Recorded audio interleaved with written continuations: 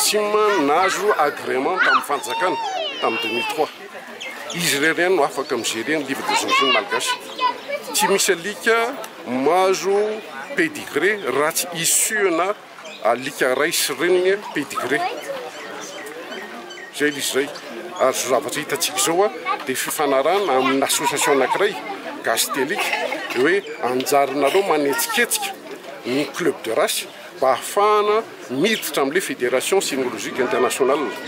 Fédération cynologique internationale moa dia io zany lehibe amin'ny structure karakara ny eratany. Mbola tsy membre ny Nassim migerer niaka ny livre des origines fotsiny fa fidirana anatin'ny fédération zay ny tandro ny Nassim. Mbola ezaka be mihitsy. Tsika zao vao livre club de race anankiroa na telo no misy. Raha tsy maromaro mihitsy tsy tafiditra anatin'ny fédération fa efa mandeha any. Ary tsika miteny zao ny président Nassim zao tamin'ny herinandro iny nanana fiona tamin'ny sauté central kanina. Zay. Le anaranao Ramanantsoa zany vice-président ny Nassim. Ramanantsoa Arjon. Birgé Allemand ligne de travail eto Madagascar. Dia ny tsara homariana zany izay Château-Skenels zany éleveurana Birgé Allemand afaka mamoaka sio inscrit au livre des origines voalohany eto Madagascar dia livré ny société centrale kanina sy fédération cynophile internationale. Dia ny alika kely teraka ao aminay zany zao dia alika kely manana pédigré l'offre avoakan'ny SCC na l'homme avoakan'ny Nassim sady l'offre sy l'homme zany le alika kely. Dia fa maninona ny antony hoe alika misy pédigré. Le alika misy pédigré zany antsoina hoe chien de race satria fantatra zany ny arbre généalogique fiavian'le alika. Dia à partir ny caractère amin'ny parent reto parent anankiroa reto ohatra no hiretrompena ny zay toetra zay any amin'le alika kely.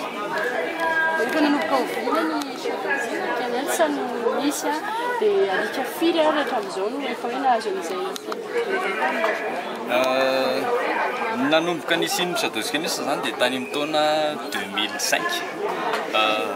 Reto zany ny alikanay voalohany atao amin'ny sary ato. Château ny anaran'le zany tamin'izany. Zay na Château-Skenels. Dia nanomboka nisy ny alika misy pédigré zany dia ny alika porté teraka zao. Teraka tamin'ny 1er août 2014 satria izay Château-Skenels zany dia nahazo ny approbation avy any amin'ny SCC en tant que reproducteur na alika l'offre. Dia efa mifampiresaka sy neken'ny Nassim koa zany amoaka alika l'homme. Alika anankidimy zany misoratra amin'ny l'offre sy l'homme zao eto Madagasikara.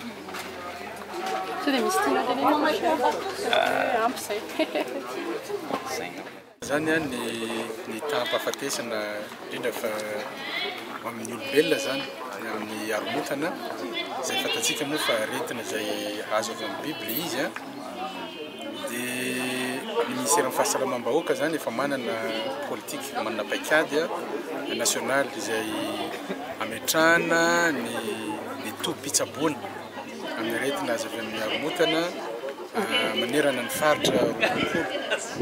Hatreto aloha zany dia araiky amin'ny telopolo ny isan'ireo tobim-pitsaboana ireo na ny centre antirapique moa zany filaza azy izay ahitantsika ny vaccine mamempoana ao anatiny amin'ny tsinona efatra. Izay homeny mamempoana zany ny fiaramiasa amin'ny Institut Pasteur de Madagascar izay efa taona izy ny aranasa tamintsika amin'izay ary isa-taona dia tsy tapaka ny famatsiana an'io vaccine io.